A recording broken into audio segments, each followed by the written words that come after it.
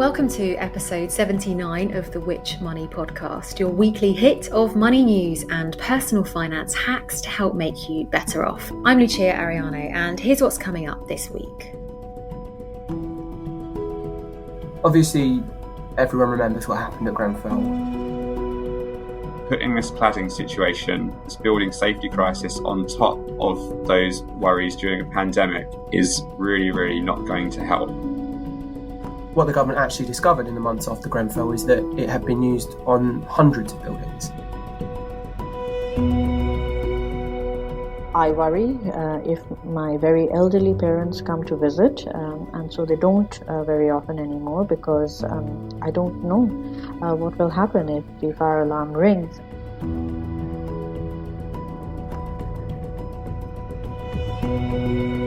In this episode, we'll be shining a light on the deadly cladding problem trapping thousands of high-rise homeowners in unsellable properties. I'll be passing you over to Which journalist Ian Aikman, who's been speaking to those affected across the country. Hear their stories and how they've been impacted as Ian asks, how can this be resolved and who's responsible for picking up the bill? We are Which.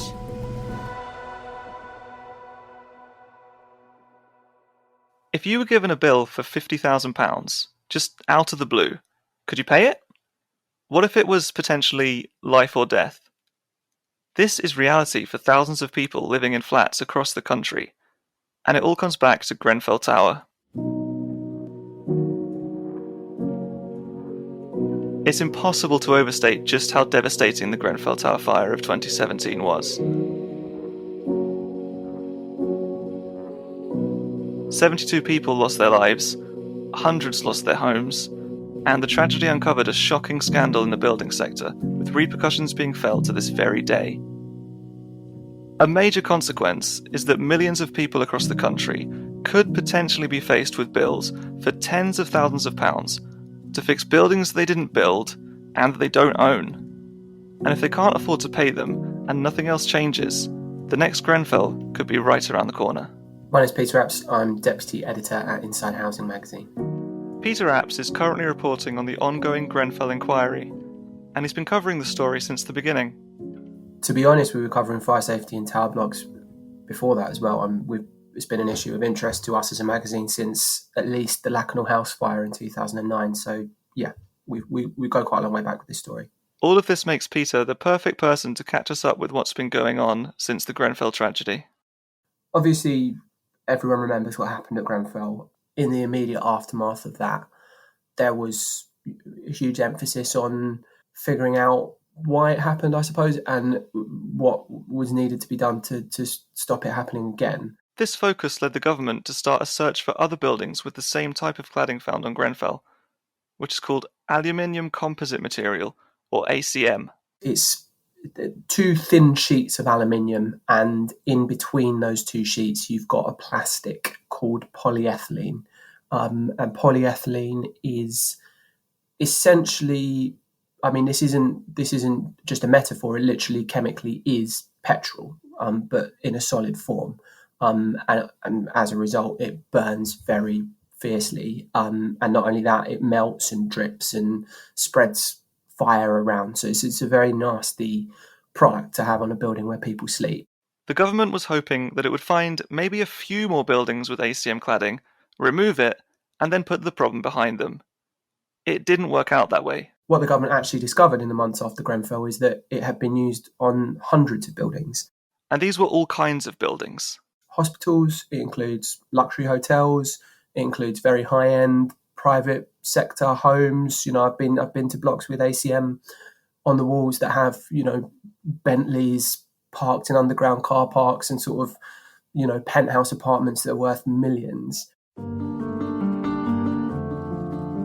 Building safety inspections found that other types of cladding and dangerous materials can also cause issues. So naturally, the government started the process of getting this cladding removed. But as well-intentioned as that seems, this is actually where more problems began for people who own and live in flats across the country. People who are not only at risk of fire, but who, thanks to the way cladding removal is being carried out, are now also at risk of bankruptcy and homelessness. One of these people is Abby. So my name is Abby, and I'm a leaseholder of a flat in Leeds with HPL cladding on the building and other fire safety defects. Abby is a leaseholder, which means she owns her flat, but she doesn't own the building the flat is in. Most people who own flats are leaseholders. Usually a company will be the freeholder, which actually owns the building the flat's inside. Behind the cladding and between the exterior wall, it's just empty. It's just like a chimney effect. Usually you would have some sort of fire break there. So if a fire were to break out, it would control the spread of the fire. Whereas at the moment, it would almost be encouraged to go up that chimney kind of effect. Government legislation from 2019 means buildings have got to get rid of dangerous materials or defects like these if they find them, not just ACM. Which again sounds positive, but the problem is the costs often fall on leaseholders who simply can't afford to pay millions of pounds between them to renovate a building. Initially, when we got this pack through, which was a really thick report, it was quite an overwhelming piece of information to get. You just got it through the letterbox. It was basically, unlike anyone else's, it was very clear. It said leaseholders will be expected to pay. My first reaction was, this won't fall onto us because we didn't build these buildings incorrectly. This isn't our building. We don't own the building. We merely just essentially we lease the flat. And I thought that this can't possibly come onto us. But it most likely will come onto them. Abby told us that the bill for her whole building could be £1.2 million, which could work out at a £15,000 cost to her. We've heard about cases where leaseholders are expected to pay even more than this. And that's not all. Leaseholders in Abby's building have already paid thousands of pounds for something called a waking watch. Waking watches are implemented in buildings that don't pass fire safety tests. Buildings like Abby's and buildings like Ritu's. My name's Ritu Saha. I am a leaseholder in a flat in Bromley, which has got ACM and HPL cladding. I'm also a co-founder of UK Cladding Action Group. The UK Cladding Action Group, or UCAG, is a campaigning organisation that advocates for leaseholders in unsafe buildings. Many of the leaseholders I spoke to said Ritu and UCAG were a huge lifeline for them. Ritu founded the group after finding out her own building was unsafe. And so, how did you find out? Well, it was quite interesting. Sometime, I think in late November of 2017, I suddenly noticed that there were two gentlemen in high-vis jackets that had turned up downstairs in our foyer area. And I didn't really think anything of it. We got a letter from the managing agents to say that they were there because the fire brigade had asked them to be there, and they would be gone by January of 2018. Again, I thought, okay, if the fire brigade have asked them to be there, perhaps the fire brigade are paying for it, and really didn't think anything of it. I think it was only after Christmas that we had a knock on our door, and one of my neighbors was frantically knocking on people's doors, telling them that, do you know, these chaps sitting downstairs are costing us £6,500 a week. And that was actually when I realized that something was terribly wrong. So these people, this is what's called a waking watch, is that right?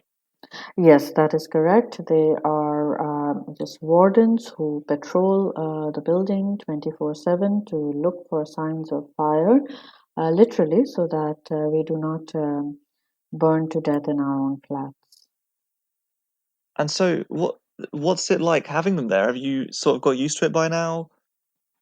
You never get used to it, because the first thing that happens is whenever you see a waking watch person, the first thing you are reminded of is not actually, how unsafe it is, though that is one part of it. The first thing you're reminded of is the financial ruin that it is causing.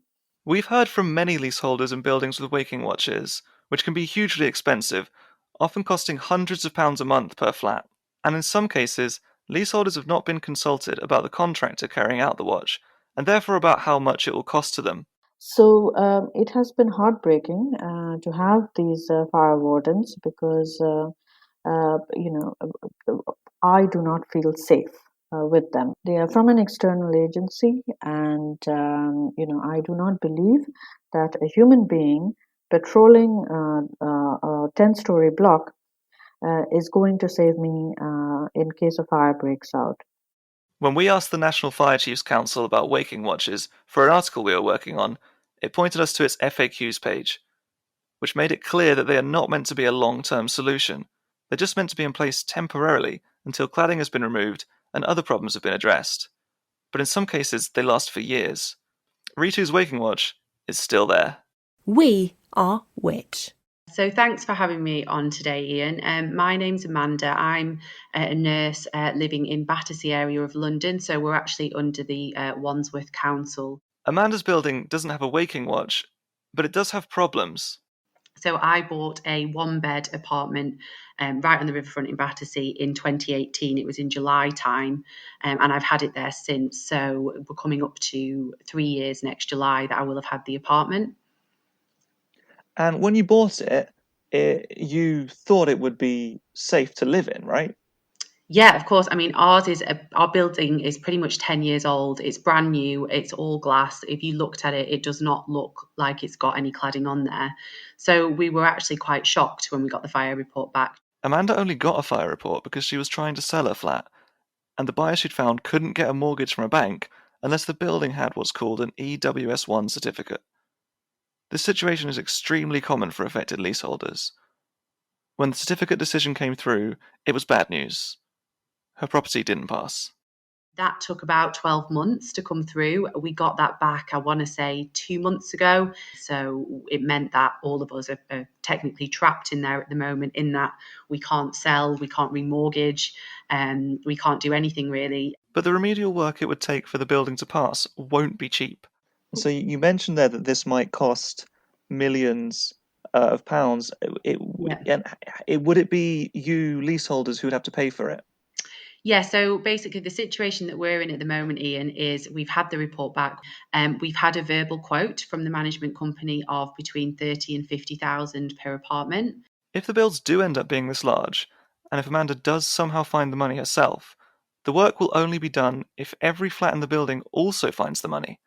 And I think, Ian, all that's going to happen is people aren't going to be able to pay it, because you're never going to get, even if, say, 25% of people in the building have got that kind of money available, which I'd be surprised if they do, then they, what they do is they forfeit our lease, they kick us all out, and there's a building there with still no one to pay the bills. So leaseholders who are facing these bills can't sell their homes to escape. Instead, many of them spend all their free time searching for other solutions. We have a term for it in the cladding world called cladmin. There's also people known as gladiators. I don't know if I fit into that category, but... This is another leaseholder, Steve, and he's being modest here. He's definitely a gladiator. But on a serious side, no, it's very worrying. Sometimes I don't sleep well at night because I'm worried about the situation we're in, whether I really will be able to afford my bills. I'm worried for some of the more vulnerable residents thing, and there's a lot worse stories as well that I know of that I can't say, but we've got to stand together. We've got to campaign for developers to do the right thing, and we've got to basically restore peace to our lives. See? Gladiator. And we actually have a gladiator within our ranks here at Which. My name is George Martin, and I'm the editor for Which Conversation. George, like the other leaseholders, is also affected. I've been on the Which Money podcast before, and coincidentally speaking about my purchase of this flat. I couldn't move in here because of the ground rent scandal. I think it was around 18 months in the end before I could even move in here. And now I'm back here not being able to sell because of yet another scandal in the leasehold sector. You actually, in your job, in your capacity as conversation editor, now hear and publish the stories from a lot of people also in this situation. What's that been like for you? Yeah, I've been working with victims, really. We have to call them victims at this stage, I think. This is a national scandal. I've been hearing from people who have told me that they're looking at £13 million just to have, that's their total remedial bill for one building, split between the residents. That's working out anything up to £50,000 each. Every leaseholder we spoke to said Cladmin had completely taken over their lives. I mean, the impact isn't just financial. I mean, we know how bad it's going to be financially for people, but the mental health aspect is appalling. It literally has consumed our lives. So because we are volunteers, we volunteer every single spare moment of our time towards this. It's incredibly nerve-wracking at the moment. Most of us are not sleeping. We're thinking about it before we go to sleep. First thing when we wake up, is constantly on your mind. It's kind of all-consuming, just waiting and not knowing what's actually happening. And you probably dream about it as well. I mean, I know I've had a few dreams relating to the situation. It's just never ending. So you never get a break from it. Even when you're asleep, you won't get a break from it. And it's not just the Cladmin. People feel their lives have been ruined by this. Where do you think you'd be now if it wasn't for all this cladding scandal? So we wanted to sell last summer. So where we'd be now if this didn't happen, we would have definitely sold this, because we live in quite a desirable building in terms of location, and these flats are quite sought after. So we would have definitely sold this, and we'd be living in a house right now. Probably have just finished renovating it, because we do enjoy projects, and we would probably be on to the next stage of life, which is starting a family. And I don't know, it's just wrong on every single level, because we can't do that because of someone else's actions. I worry if my very elderly parents come to visit, and so they don't very often anymore, because I don't know what will happen if the fire alarm rings and I am not at home to help them to evacuate. It's now clear that this isn't just the few hundred buildings with ACM the government found. Almost any block of flats could potentially be affected. People just don't find out until they try to sell their homes and they need an EWS1 certificate. So EWS1 is the External Wall Fire Review. So External Wall Survey 1, which people call the EWS1 form. And it's a process that was designed by the Royal Institution of Chartered Surveyors, RICS, alongside UK Finance and the major lenders, in response to, I would really sort of paraphrase it as a loss of trust in the building regulations post-Grenfell. This is building safety expert Matt Hodges-Long. He founded the Building Safety Register. So really the lenders wanted to know quite what are we lending on, and will the assets that we're lending against need lots of remediation work due to fire safety issues. There were lots of discussions around buildings meeting building regulations but actually being dangerous, having combustible cladding on them. This is something Peter Apps also touched on. In the 1980s, we as in Britain deregulated the building sector. We deregulated the construction sector. You'll have heard politicians referring to this as getting rid of red tape. So while the law used to have lots of concrete steps to follow, this was replaced by basically leaving it up to developers to make the right calls. In this context, they were supposed to build buildings with walls that adequately resist the spread of flame, and it was left essentially up to them to work out how to do that. This is why it's hard, legally at least, to blame developers for building dangerous buildings. Many of them technically were following the rules, but not all of them. And in some instances, in quite a lot of instances actually, builders simply haven't played by the rules. So the rules do exist and they just haven't followed them. Back to Matt. So the way that we need to resolve this now is to go out and actually take a look at those buildings in detail and do a thorough assessment of how they're built. But as Matt was quick to tell me, there are serious problems with the EWS1 process, particularly around fraud.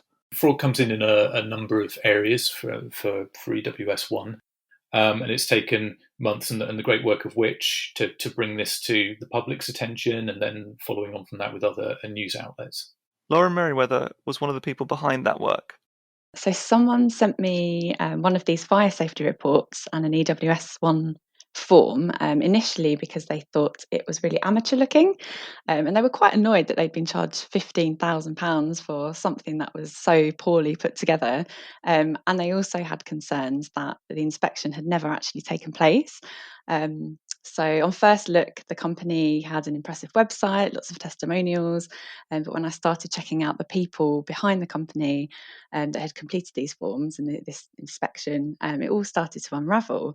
The company wasn't qualified, they weren't insured to do this work, and most shockingly, it looked like they were signing off the forms with the forged signature of a chartered surveyor who I later spoke to, and she confirmed that she had nothing to do with it. And do you think this is happening wider than just this one company? Definitely, yes.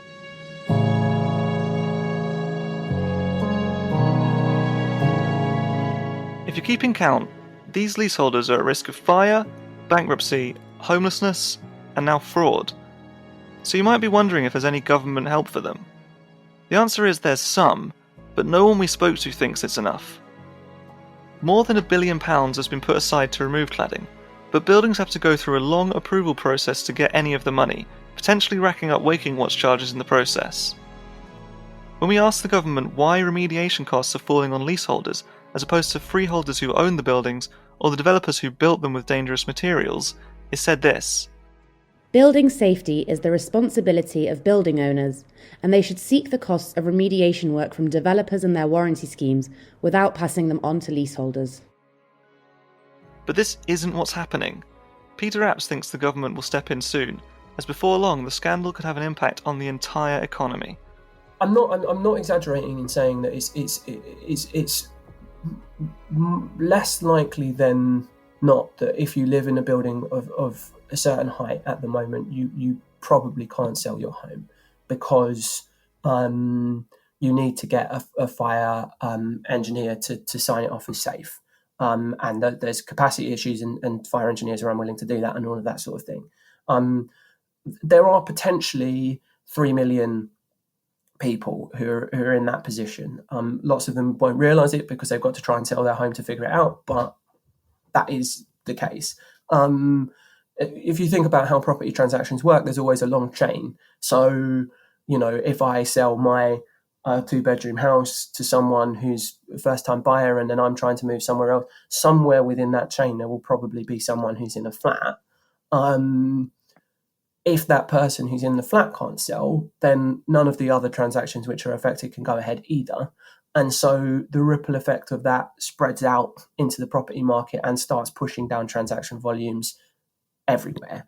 And obviously, if transaction volumes are falling everywhere, then we're going to see eventually a knock-on impact on house prices. We're going to see, obviously people buying, selling and moving houses, a big economic boost.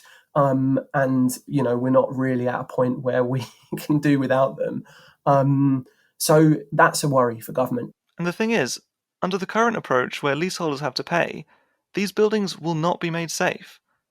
Leaseholders just can't afford to pay for the remediation. You save up for boiler repairs, don't you? Or, leaks or something that may happen. How could you save up for, remediation works, meaning that you have to rip the walls off a building at the cost of £50,000?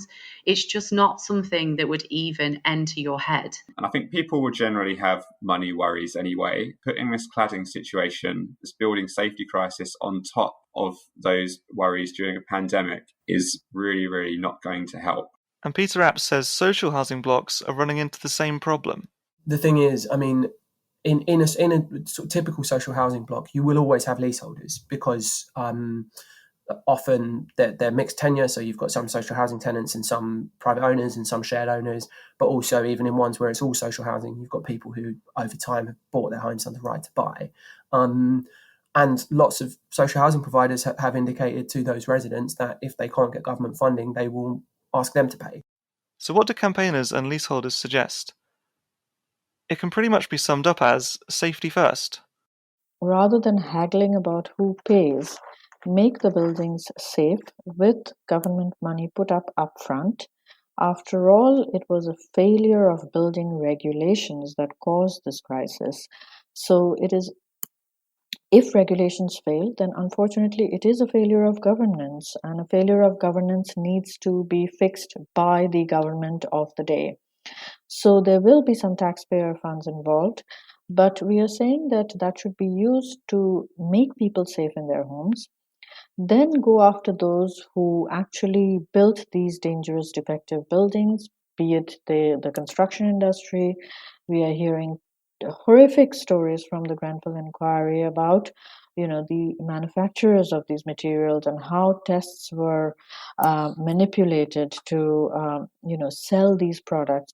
Fire safety and making buildings safe is obviously the absolute priority for everyone. We can't have people going to sleep, we can't have people living in unsafe buildings, but it's also clear that that cannot come at the cost of the financial and mental destitution of people who are entirely blameless in this situation. Steve, the leaseholder, said something that really shook me while I was researching this. So you're actually the first person I spoke to who on video whose flat I could see, and it looks really nice. Yes, it is. We basically bought into a vision. During our chat, he mentioned that because his building's potentially so dangerous, he could hang up the call after the interview, go to bed, and then die in a fire. We can't get away from the fact that we are living in a potential Grenfell-style disaster flat scenario. And blissfully unaware, I would be going to bed tonight, hoping that I would have a lovely night's sleep and dying that night. And this would be the last time that we talked. And I would like to say that's an exaggeration. I'd like to say that's a dramatization, but it isn't. But despite this, he did remain optimistic. But, like in any war, it's not over until victory in cladding day. Let's call it that. And we wait for victory in cladding day with glee. When we asked the government about the scandal, it said it was working on developing affordable solutions where needed, and that it would share more details in due course. I know there are many people who need a new solution now. Their lives could depend on it. Thank you to Ian, and thanks for listening to this episode of the Which Money podcast. If you've got a comment or question on cladding, please let us know in the comments wherever you're listening to the podcast or on social media at Which Money. For more advice on this topic and the latest money news, head to which.co.uk/money. This episode of the Which Money podcast was edited by Rob Lilly and produced by Ian Aikman, Rob Lilly and George Martin, with additional support from Kim Carver, Stephen Maunder and Lauren Merriweather.